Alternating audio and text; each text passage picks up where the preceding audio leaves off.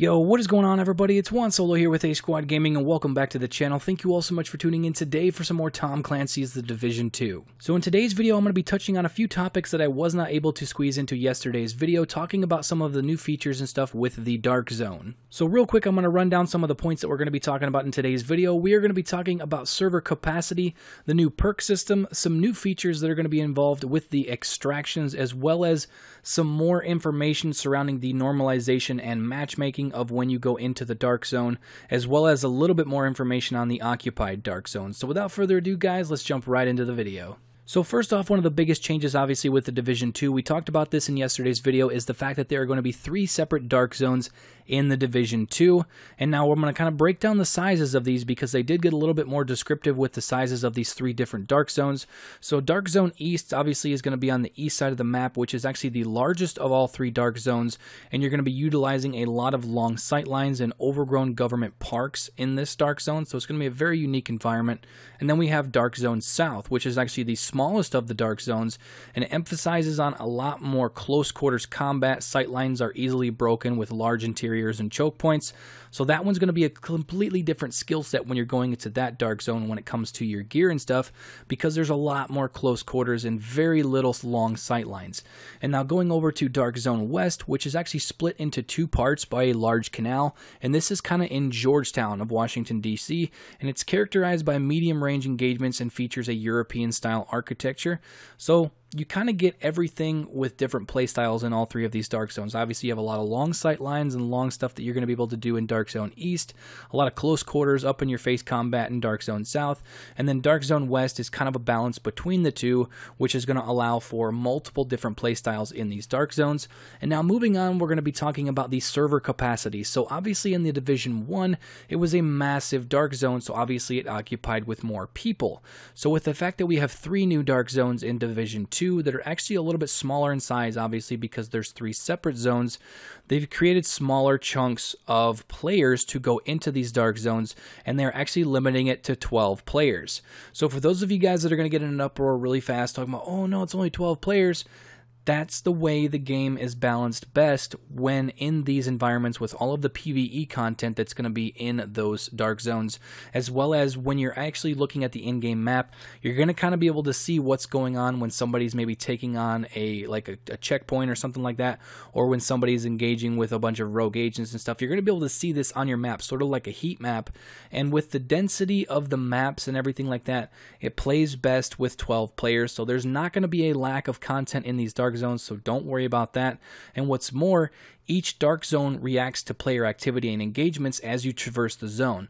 So like I said, if you're taking part in an activity in the northern section of the Dark Zone, events will begin appearing elsewhere to create draw in those areas and kind of balance out the region, which is really, really cool. So you need to be aware of your surroundings when all of these things are going on, because that's going to kind of tell you where agents are or where PvE content is, and it's ever changing with people leaving and entering the Dark Zone. So moving on, we're going to be talking about the new perk system in the Division 2, which is going to make it so that your Dark Zone level is going to matter more than ever.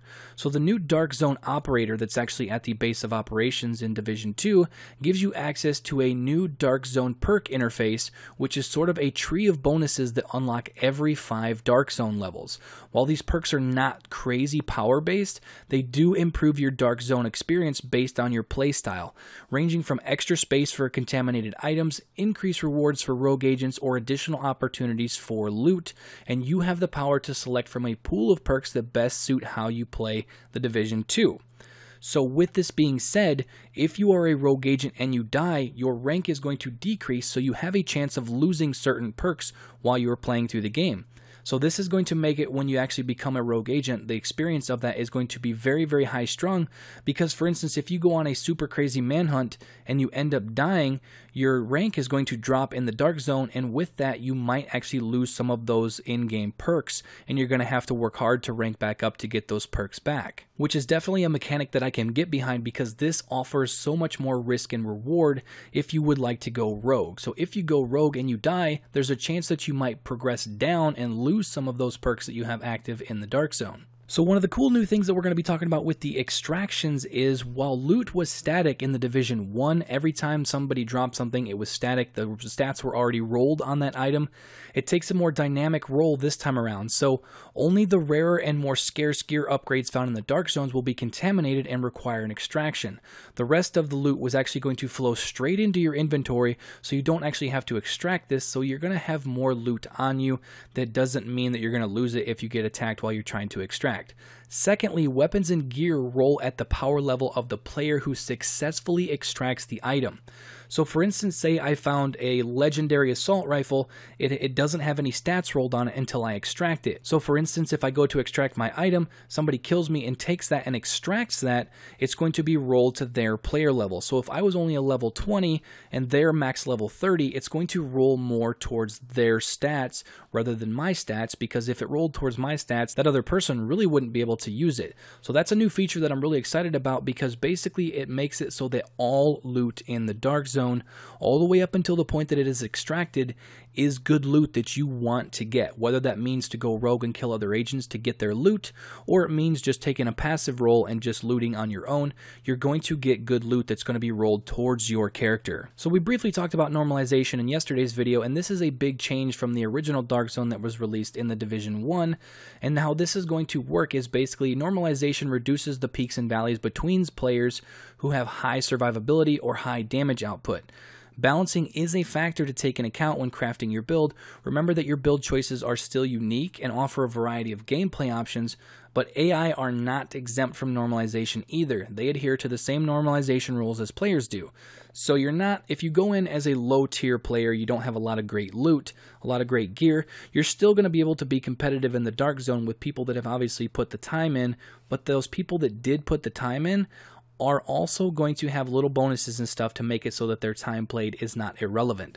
So with the matchmaking in the Dark Zones, it occurs in actually two separate ways. On the first side, players are matched into level buckets 1 through 10, 11 through 20, and 21 through 30, just like it was in the original Division, and normalized to the same power level. So the power level is a completely different statistic that's going to keep you in range of the other players and stuff that you're playing against, so somebody isn't just super overpowered against other players. And on the other side, all players who have reached the world tier status are matched together and normalized to the same world tier. So for players above the normalized power level, bonus statistics are applied to reward you for your time. So for instance, if you have like 1,000 hours played in the Division 2 and you have a very high, world tier, high normalization power level is way high and everything like that, you're still going to have a slight advantage against other players. It's just not going to be a huge advantage like if you were in the occupied Dark Zone. So they also did say that they altered the Dark Zone matchmaking assignment to help solo players play in the Dark Zones mostly comprised of other solo players. This does not mean you're going to be in a Dark Zone with only solo players. You're still going to be going into other Dark Zones and stuff like that that have groups, but they do say that if you are a solo player, they try to put you in with as many solo players as possible first, but it's not something that's going to be all the time. So just take that into account. You might end up going up against 2, 3, 4 person groups in the Dark Zone as a solo player, but they do try to fill up all of the lobbies with those 12 players, whether it be of groups of 1, 2, 3, or 4. They try to have a full lobby at all times. So that's going to be key in the Division 2, making it seem like there's max players at all times. So you're not going into a Dark Zone feeling like there's no other players and stuff in there. There's no other challenges other than the PvE elements. But overall, guys, that's pretty much going to do it for the video. I just kind of wanted to break all this down, talk about some of the stuff that I didn't get to talk about in yesterday's video, especially for those of you guys that are on the fence if you want to pick up the Division 2 based on all of the information that came out with the Dark Zone and PvP yesterday. I kind of want to give you guys as much information as I possibly can so you guys can make your own choices on whether or not this is something that you guys want to play. But like I said, that's all for the video, guys. So if you guys enjoyed it, you guys found it helpful, you guys are excited about the Division 2 and want to see some more content like this on the channel, make sure to slap that like button. Also, if you guys are new to the channel, make sure to subscribe to stay up to date on all things with the Division 2, Metro Exodus, and many other games on the channel moving forward. But that is all for now. Thank you all so much for watching, and I will catch you guys later. Peace out.